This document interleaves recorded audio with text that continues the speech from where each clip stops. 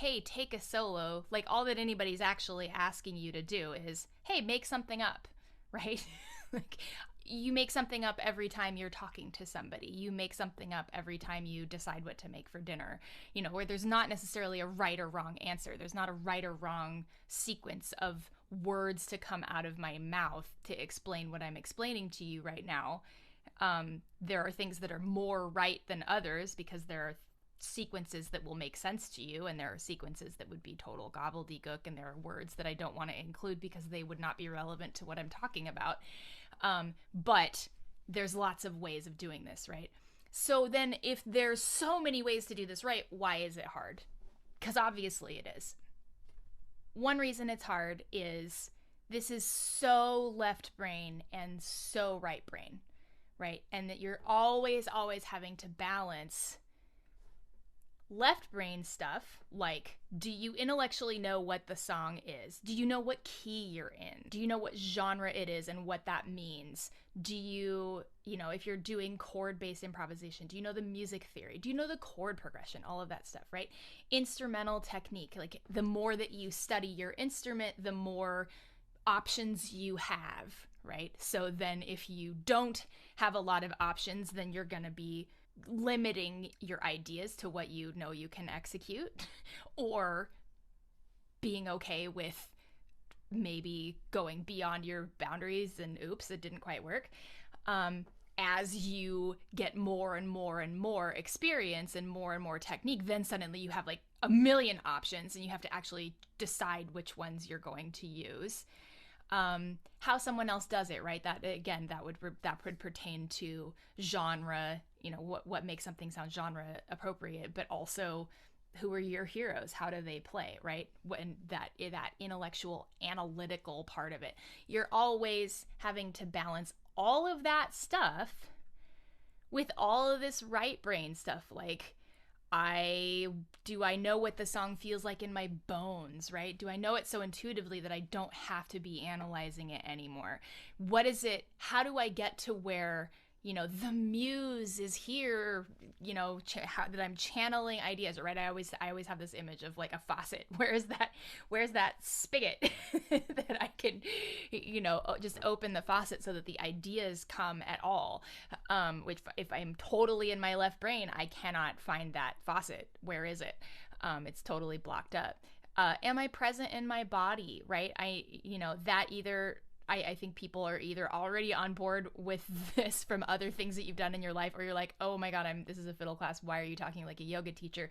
But really, if you're so up in your head, right, really left brain head, right, that you are not breathing, you're not aware of your physical body, you're likely going to have a lot of tension, which is going to make it harder for you to play in rhythm. It's going to make it harder for you to play with good intonation.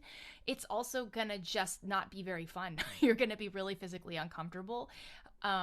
You're a lot more likely also to be really self-conscious, living in that part of you that's watching yourself and thinking that other people are judging you rather than actually hearing other players. All of that stuff. So, and we'll talk more about that in a second too. But so, that embodied piece is really critical, not just for your self-development, but also for playing well. More right brain stuff. What am I hearing from other players? How does that inspire me? What does that inspire me to want to play?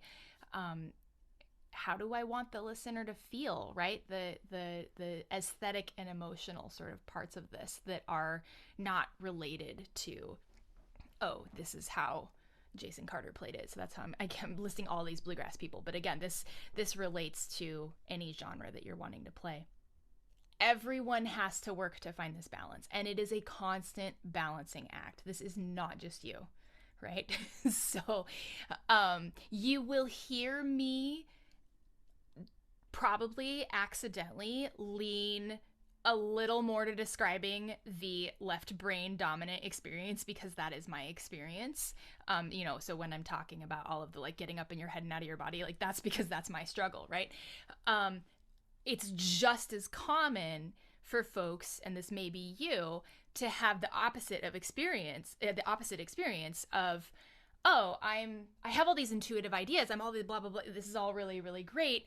And then suddenly I realize that I'm playing something that has nothing to do with the chords, and I don't know what the chords are, and I don't know why I'm lost, because what I was playing made sense, but now it only made sense in my head and it isn't making sense with the music, and what, and I guess I need music theory, but I don't know what that means, and how do I find it, and it sounds boring, and that would be the more right brain dominant approach that then needs balancing with more of the left brain information. The right brain dominant with not enough left brain, actually either one of these, come to think of it, can also have a tendency to fall into certain kinds of ruts where all of your solos end up sounding the same, because either left brain, you always do the same thing because it's what you feel comfortable, you can analytically understand and know how to do, or right brain, you are always doing the same thing because it's just what your body kind of already knows how to do, where you intuitively always tend to go.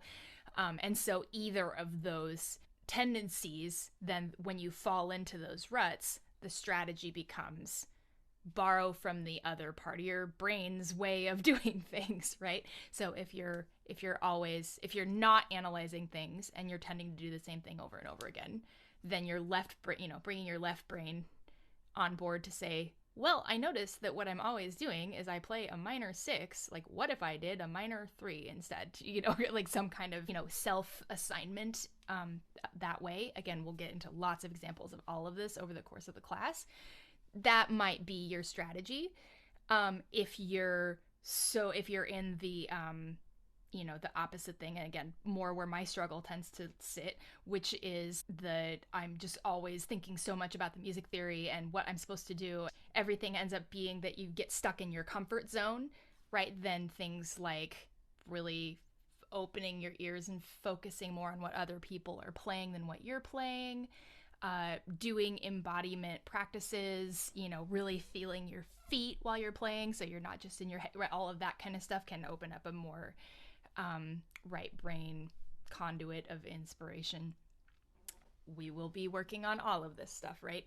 This is a balancing act, and just knowing all of these rational analytical answers is not improvisation in and of itself. And I think that that's where a lot of people get confused about music improv. Like, no one thinks that improv comedy is only about understanding intellectually how jokes work, right? Like, I think we all kind of, even if we've never done it, we all kind of understand that what improv comedians do has a lot of other elements to it in terms of how they're playing off of each other, in terms of the headspace that they're getting themselves into, right?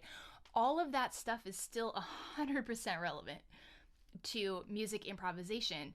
We just are almost never encouraged to think about it that way, because we also have all this theory and stuff that we also need to know if we want to do chord-based improv. So that's all I'll say about that right now. But just know that if you are feeling out of balance in either just like, oh my gosh, I'm such a left brain person, or oh my gosh, I'm such a right brain person, you are both. Nobody only has one of those things, but most of us tend to lead in our lives, or maybe at least just in music, with one of those, and all of us are always having to strengthen the other to find a balance that helps us play our best. So it's not just you.